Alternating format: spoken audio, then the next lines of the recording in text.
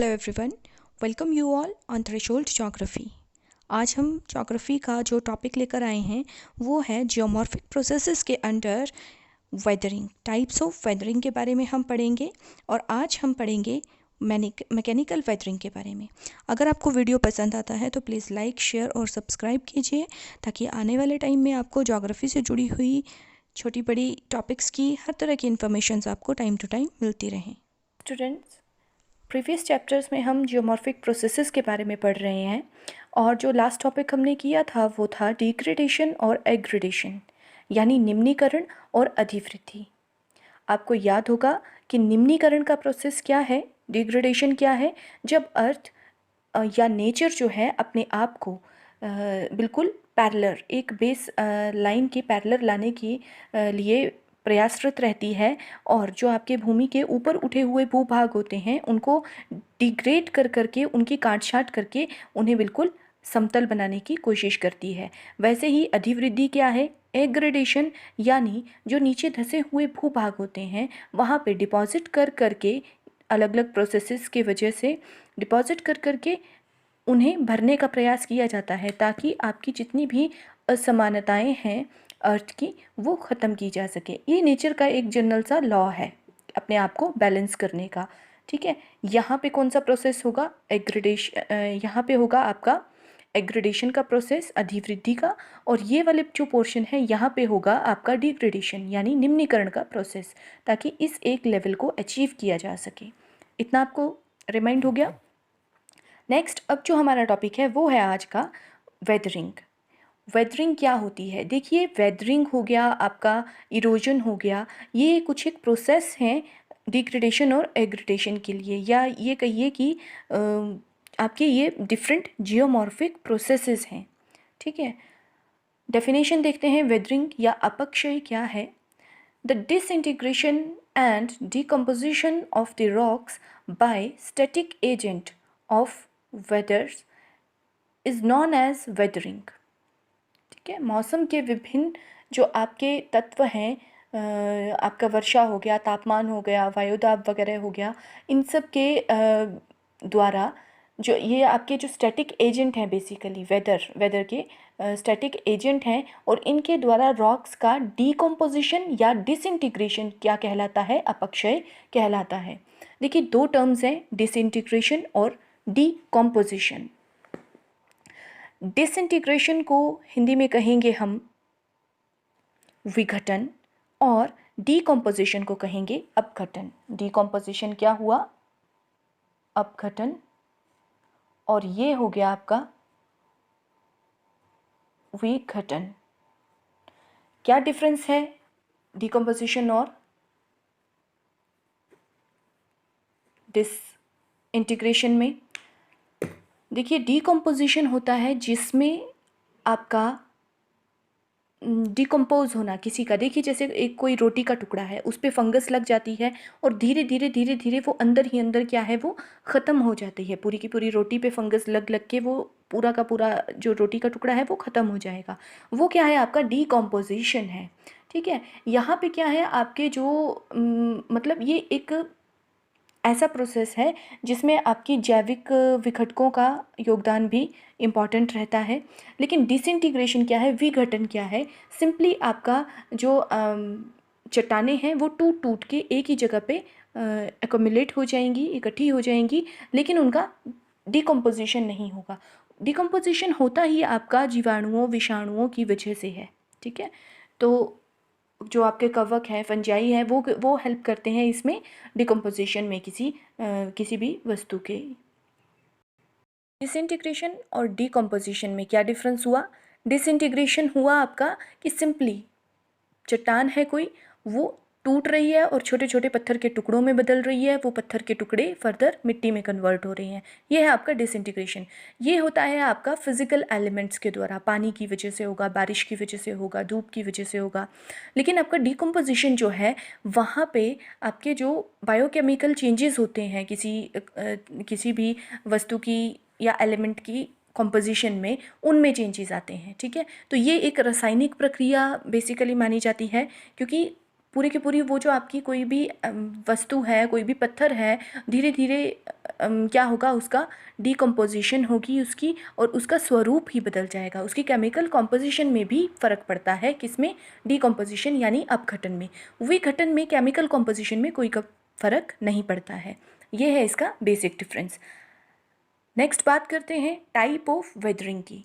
Weathering हमारे पास 3 type की है। पहली है आपकी मैकेनिकल वेदरिंग, जिसे भौतिक अपक्षय कहेंगे, केमिकल वेदरिंग यानी रासायनिक अपक्षय, और बायोलॉजिकल वेदरिंग यानी जैविक अपक्षय। मैकेनिकल वेदरिंग को आज डिटेल में करते हैं हम। भौतिक अपक्षय, जब कभी चट्टानों के चटक कर टूट कर चूरा होने की प्रक्रिया को क्या कहा जाता है, भौतिक या यांत्रिक अपक्षय अथवा मैकेनिकल अपक्षय कहा जाता है, मैकेनिकल वेदरिंग कहा जाता है। इस प्रक्रिया में केवल आपकी चट्टानें जो हैं उससे खनिज जो हैं, जो उसके एलिमेंट्स होते हैं, मिनरल्स जो होते हैं, वो अलग होते हैं, ठीक है।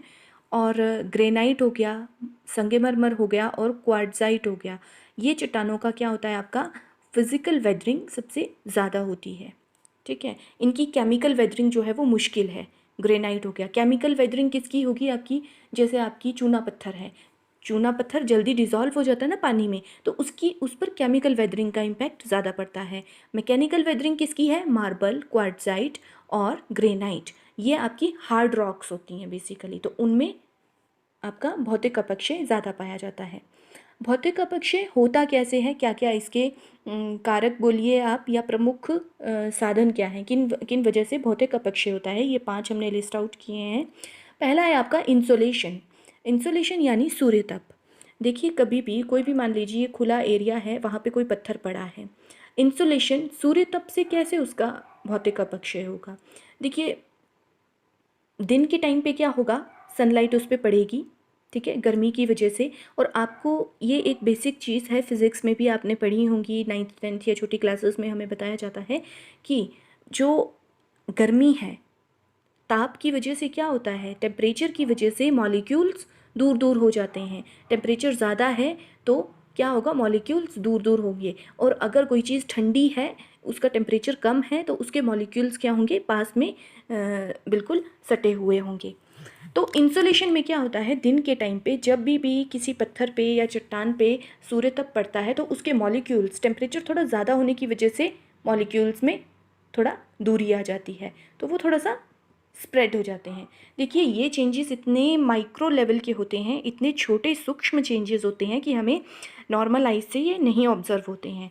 इनके लिए डिटेल स्टडी की ज़रूरत होती है, डिटेल ऑब्जर्वेशन की ज़रूरत होती है, इक्विपमेंट्स की ज़रूरत होती है, ठीक है। लेकिन इंसुलेशन में होता क्या है कि सूर्य तप की वजह से क्या होगा, मॉलिक्यूल्स दूर दूर होंगे, वो स्प्रेड होंगे, ठीक है। रात के टाइम पे, शाम जब होगी, सूरज ढलेगा, तो वो मॉलिक्यूल्स फिर से टेम्परेचर डाउन जाने की वजह से क्या हो जाएंगे, पास पास आ जाएंगे। तो उस स्क्वीजिंग और उस एक्सपेंशन की वजह से, ठीक है, उसके फैलाव और सिकुड़ाव की वजह से क्या हो जाता है, इंसुलेशन की प्रक्रिया में उस चट्टान का भौतिक अपक्षय हो जाता है। आ गया समझ। नेक्स्ट है आपका एक्सफॉइलेशन। देखिए फॉयल, आपने एल्यूमिनियम फॉयल का नाम सुना होगा, ठीक है, उसी की तरह आप ये समझिए एक्सफॉइलेशन क्या प्रक्रिया है। फॉयल क्या होता है, परत, ठीक है, परत होता है। और हिंदी में एक्सफॉइलेशन को कहा जाता है अपशल्कन की प्रक्रिया। इसमें क्या होता है कि जैसे देखिए दिन के टाइम पे कोई पत्थर है, उसकी कोई पत्थर है ये, ठीक है, उसकी बाहरी लेयर पे क्या हुआ, टेम्परेचर हाई की वजह से उसकी बाहरी जो लेयर्स हैं उनके मॉलिक्यूल्स में स्प्रेड हो गया, वो थोड़े से स्प्रेड हुए, ठीक है, और शाम को वो ठंडे हुए, स्प्रेड हुए, ठंडे हुए। जब ये प्रक्रिया बहुत टाइम तक चलती रहती है, तो उस टाइम पे जो बाहरी खोल है आपका, वो एक परत के रूप में कई बार क्या हो जाता है, मतलब बाहरी परत जो है वो चट्टान की एक फॉयल की तरह, एल्यूमिनियम फॉयल की तरह, या आप बेस्ट एग्जांपल मानिए तो एक प्याज के छिलके की तरह वो परत जो है बाहरी, वो हाई टेम्परेचर और लो टेम्परेचर की डिफ्रेंशिएशन की वजह से एक्सफॉइल हो जाती है, उसका एक्सफॉइलेशन हो जाता है, ठीक है। नेक्स्ट है हमारा फ्रॉस्ट। फ्रॉस्ट एक्शन क्या होता है, ये मेनली प्रक्रिया आपकी पाई जाती है जो आपके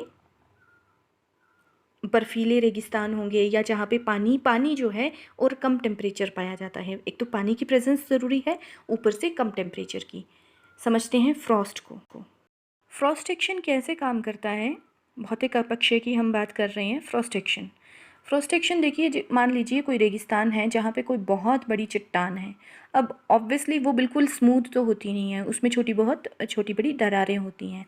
कई बार क्या होता है कि बारिश का पानी उन दरारों में इकट्ठा हो जाता है। पहले आप फर्स्ट वाले को देखेंगे, बारिश का पानी दरार में इकट्ठा हो गया। अब रात के टाइम पे खुला एरिया है, टेम्परेचर डाउन जाएगा। मैंने आपको कहा कि टेम्परेचर जब डाउन जाता है तो मॉलिक्यूल्स क्या हो जाते हैं, वो सॉलिड के रूप में कन्वर्ट हो जाते हैं, वो बिल्कुल इकट्ठे हो जाते हैं। ठीक है, बर्फ़ बन जाती है ना, मतलब इस पानी की टेम्परेचर डाउन जाएगा तो ये बर्फ़ बन जाएगी। तो बर्फ़ की प्रवृत्ति क्या है कि वो टेम्परेचर कम में बर्फ़ क्या है आपकी, वो एक्सपैंड होती है। बर्फ़ थोड़ा सा अपने मतलब वो सख्त हो जाती है और उसके वो क्या होती है, एक्सपैंड होती है। उस एक्सपेंशन की वजह से ये जमा हुआ पानी इस दरार को थोड़ा सा खुला कर देता है। ठीक है, अब दिन के टाइम पे क्या होगा, दिन के टाइम पे फिर से सूरज चमका, दरार थोड़ी और खुली हो गई है रात के टाइम पे। ठीक है, तो दिन के टाइम पे क्या हुआ, ये पानी पहले के कंपैरिजन यहाँ पे कम फील होगा। ठीक है, क्योंकि ये जो आपकी दरार है ये क्या है, थोड़ी सी बड़ी हो गई है। यहाँ पे पानी की जो आपकी कैपेसिटी है इसकी वो बढ़ जाएगी। फिर मान लीजिए बारिश हुई, बारिश से और पानी भरेगा, उसकी और बड़ी बर्फ़ की लेयर बनेगी और वो धीरे धीरे क्या करेगी, इस दरार को और बड़ा करती जाएगी।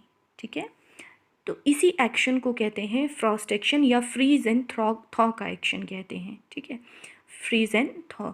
दिन के समय में ये पानी में कन्वर्ट होता है तो मॉलिक्यूल्स दूर दूर हैं क्योंकि टेम्परेचर ज़्यादा है। रात के समय में वो जमा हो जाता है बर्फ़ के रूप में, जिसके मॉलिक्यूल सॉलिड हैं और क्या है, बिल्कुल पास पास हैं, और दरार को क्या कर देते हैं, वो थोड़ा सा बड़ा कर देते हैं। इसी प्रोसेस से ये इस कंडीशन से कन्वर्ट होके किसमें, एक बड़ी दरार के रूप में कन्वर्ट हो जाती है। और एक टाइम ऐसा आता है कि ये पूरा पत्थर जो है आपका इस दरार से यहाँ से टूट जाएगा। तो इसका क्या हुआ, मैकेनिकल वेदरिंग हुई, इसकी भौतिक अपक्षय हुआ है। ठीक है, नेक्स्ट है हमारा रिलीज ऑफ प्रेशर। लगभग ऐसे ही काम करेगा। दिन के टाइम पे टेम्परेचर ज़्यादा है आपका तो प्रेशर कैसा रहेगा, कम रहेगा। देखिए एक चीज़, बीइंग अ जोग्राफर, आप अपने माइंड में बिठा लीजिए कि टेम्परेचर और एयर प्रेशर का कैसा है, इन्वर्स रिलेशनशिप है। अगर टेम्परेचर ज़्यादा होता है तो आपका एयर प्रेशर क्या रहेगा, कम रहेगा। उल्टा रिलेशनशिप है टेम्परेचर और एयर प्रेशर का। और अगर आपका एयर प्रेशर ज़्यादा है तो इसका मतलब ये है कि वहाँ पे टेम्परेचर क्या है, कम है। ठीक है, अब आप बोलेंगे कि एयर प्रेशर क्या चीज़ है, इसकी भी प्रॉपर डेफिनेशन है, बट अभी मैं आपको सिंपली बता देती हूँ कि एयर प्रेशर, देखिए हमारी पृथ्वी के आसपास जो है वायु का आवरण है। ठीक है, तो पृथ्वी के एक यूनिट एरिया पे, मान लीजिए ये 1 स्क्वायर सेंटीमीटर का एरिया है या 1 किलोमीटर का एरिया है या 1 मिलीमीटर का एरिया है। ठीक है, तो एक यूनिट एरिया जो है, स्क्वायर किलोमीटर एरिया पर हवा जितना दबाव डालती है, हमारे आसपास क्या है, हवा है। हवा हमें भी हमारे ऊपर भी दबाव डाले हुए है। ठीक है, हर चीज़ को एक प्रॉपर शेप में रखे हुए है हवा। तो हम सब क्या हैं, बेसिकली एयर प्रेशर से घिरे हुए हैं। तो वो एयर जो है, वो एयर इस 1 स्क्वायर सेंटीमीटर एरिया पे जितना दबाव डालती है उसे क्या कहा जाता है, एयर प्रेशर कहा जाता है। ठीक है, एक एयर प्रेशर। तो एयर प्रेशर ज़्यादा का मतलब टेम्परेचर कम। ठीक है, तो जो आपके पोलर एरियाज़ हैं वहाँ पे क्या है, टेम्परेचर कम है तो एयर प्रेशर ज़्यादा है। और जहाँ पे गर्मी होती है, जो आपके रेगिस्तान है, वहाँ पे टेम्परेचर ज़्यादा है लेकिन क्या है, एयर प्रेशर कम है। तो इस तरह से आपका रिलीज तो आपका रिलीज़ ऑफ एयर प्रेशर ये भी एक इम्पॉर्टेंट रोल प्ले करता है कि देखिए एक टाइम पे आपका क्या होगा, एयर प्रेशर कम हो जाएगा, ज़्यादा होगा, कम होगा, ज़्यादा होगा। इस प्रोसेस से भी कई बार चट्टानें जो हैं वो टूट जाती हैं। नेक्स्ट है आपका रेनफॉल। रेनफॉल जो है वो कैसे आपकी मैकेनिकल वेदरिंग करेगा कि कई बार क्या होता है कि रेनफॉल से आपका एक बहुत बड़ा पोर्शन जो है वो लैंडस्लाइड के रूप में देख लीजिए या कैसे देख लीजिए, वो क्या है, फ्लड आउट हो जाता है। तो रेनफॉल भी एक क्या इम्पॉर्टेंट रोल प्ले करता है आपका भौतिक अपक्षय में, ठीक है। उसमें देखिए, पानी से ग्रेनाइट जैसी चट्टानें हैं या मिट्टी है, बहुत रेयर चांसेस होंगे कि वो वहाँ की केमिकल कॉम्पोजिशन को चेंज कर ले और केमिकल वेदरिंग के फॉर्म में कन्वर्ट हो जाए। लेकिन फोर्सफुली अगर बारिश हो रही है, बिल्कुल फ्लड रेन है अगर आपकी, तो उसकी फ्लड की वजह से क्या होता है कि मिट्टी की पूरी लेयर जो है वो वॉश अवे हो जाती है, वो धुल जाती है और क्या हो जाती है, केमिकल वेदरिंग हो जाती है उस जगह की। आई होप आपको ये टॉपिक समझ आया होगा। अगर आपके डाउट्स हैं तो आप कमेंट सेक्शंस में या ग्रुप क्वेरीज में ये क्वेश्चंस पूछ सकते हैं।